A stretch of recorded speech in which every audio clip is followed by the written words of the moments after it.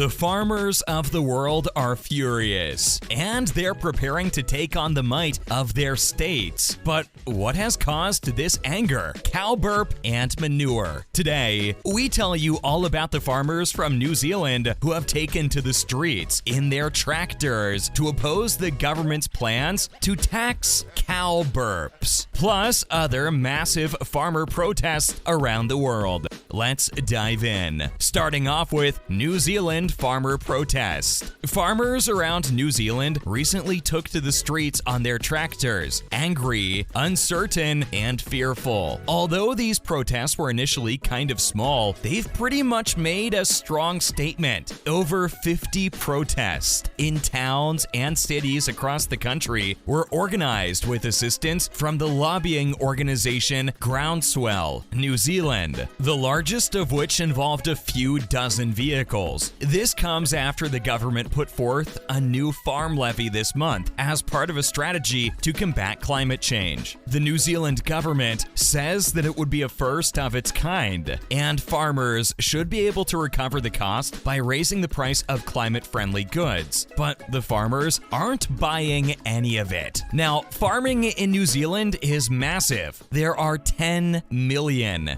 beef and dairy cattle, 26 million sheep, and only 5 million people. So it's obvious that farms account for about half of all greenhouse gas emissions, and methane, which is produced by cow burps, contributes significantly to it. But some farmers argue that by shifting farming to nations with lower food production rates, the proposed tax would actually lead to an increase in global greenhouse gas emissions. Let's look at what the farmers and environmentalists have to say. Farmers claim that all the trees and brush they'd planted, which helped absorb carbon and offset emissions, were not properly taken into account by the proposed tax. They also claim that they'd go bankrupt if the proposed tax and herd reductions were implemented. Farming is still super important to New Zealand's economy, with dairy being the main export of the country. Farmers claim it was them who nearly single-handedly kept the economy afloat during the COVID-19 lockdown, and the government was now after them because a recession was approaching, and the threat had subsided. Jacinda Ardern, the Prime Minister of New Zealand, has pledged that her country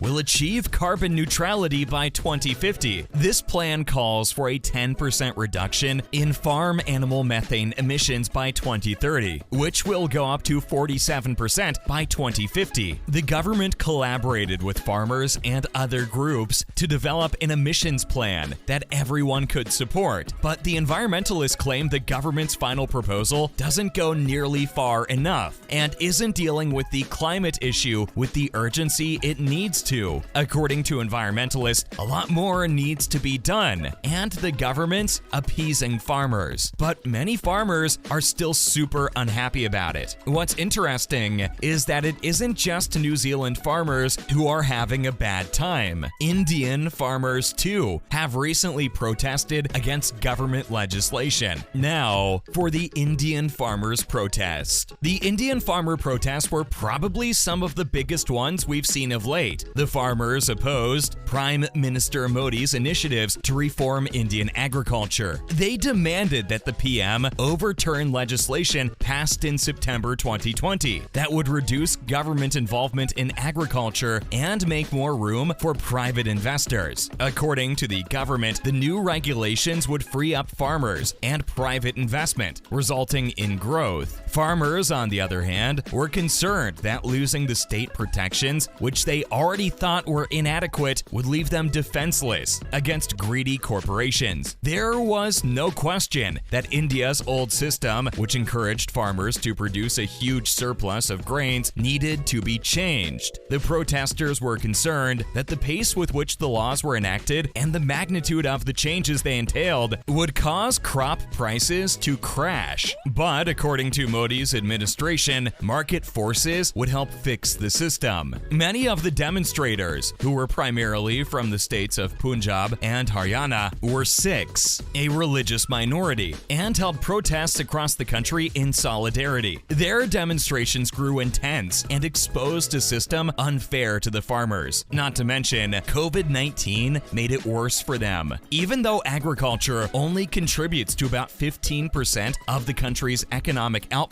more than 60% of India's 1.3 billion people still rely on it for their primary source of income. This reliance grew, all thanks to the coronavirus pandemic, which severely damaged the urban economy and drove millions of workers back to their homes in the countryside. Farmers have experienced high rates of suicide for many years as a result of debt and bankruptcy. This, coupled with the new legislation, sparked uncertainty, leading to farmers protesting around the country, lasting for a year. And after persistent protests by farmers, Prime Minister Narendra Modi took a historic U-turn. He had agreed to their demands and declared that his administration would repeal farm laws they'd implemented to restructure the nation's agricultural sector. The farmers celebrated this development but didn't immediately call off the protest. Instead, they vowed to keep on protesting until the government acceded to their other demands, which would include price guarantees for important crops. It's been several months since the farmers returned home, but the government has yet to meet their demands, despite massive protests. Speaking of massive protests, how can we forget the Netherlands? Moving on to the Dutch farmers. Dutch farmers, too, have had enough. Just a couple of months ago, they took to the streets to protest, and boy, were they angry. The protesters dumped trash on roads to cause traffic jams and burnt manure and hay along highways. They also blockaded food distribution centers with their tractors, leaving supermarket shelves empty. During protests, upside-down flags are being waved from farms all over the country. But what sparked such fury, you ask? Well, the government, which they believe unfairly singled them out, is the target of the farmers' rage. And it's because they've announced plans for a national reduction of nitrogen emissions by 50% by 2030, per EU requirements, to preserve protected nature reserves. They claim that despite government promises to address cuts related to both polluters in the future, which are factories and automobiles that also emit significant amounts of nitrogen, they're the only ones being specifically targeted. The Netherlands'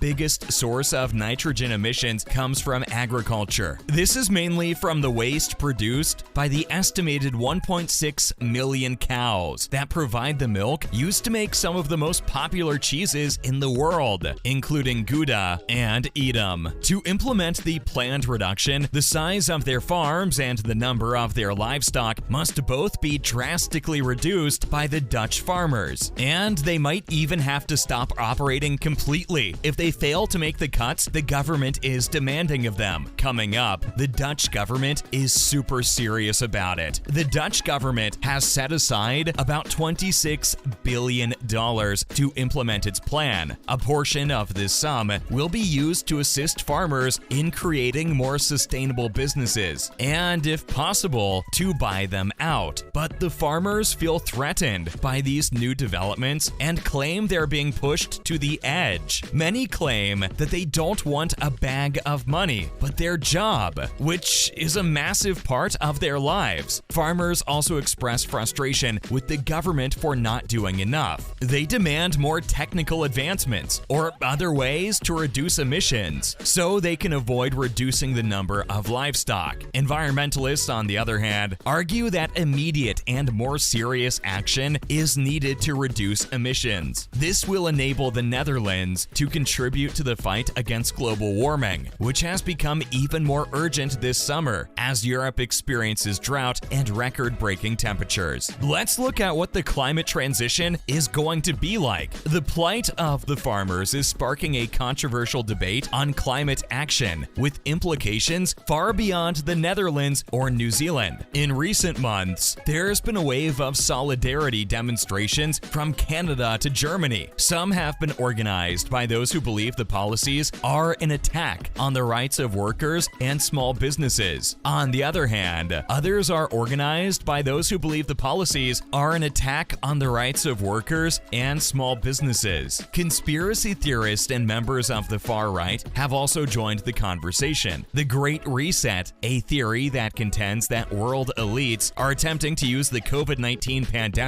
to establish an authoritarian global government, is also frequently discussed on Twitter posts relating to the Netherlands nitrogen policy. A guest on Tucker Carlson's Fox News program claimed that the policy is intended to clear land for migrant use in July. Besides that, former U.S. President Donald Trump, too, praised the farmers in July for resisting climate tyranny imposed by their governments. This could very well be the start of much larger global unrest related to agriculture. According to scientists, the global food system will need to change quickly and thoroughly to combat climate change, rather than gradually. The Netherlands is one of the first countries to grapple with how that change will affect farmers and how messy the transition will be, since it's one of the countries with the densest agricultural population. And it won't be the last either. New Zealand protests too seem to be getting more intense with each passing week, and it's only just the beginning. With that, it's a wrap for this video. Do you think the New Zealand tax plan is fair? Comment below and let us know. Don't forget to give this video a thumbs up and subscribe to our channel for more. See you in the next one.